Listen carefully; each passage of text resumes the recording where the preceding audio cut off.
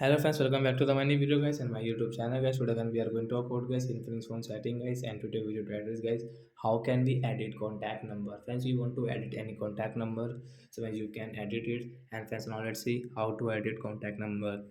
So example guys, I want to edit guys my phone contact number. So guys, let's see how to edit. So guys, open guys your phones guys first of all. So guys, we will on it after on guys your phone contact list. Then guys, which number guys you want to add guys, select. So I want to select guys this my number. So guys, I will select guys this my Rohit number. Once you can see this type of setting, friends, you can see this icon first guys, tap here to edit. Friends, you can see edit contact number. Friends, you want to edit the name. So friends, you can edit if you want. So guys, you can edit from here.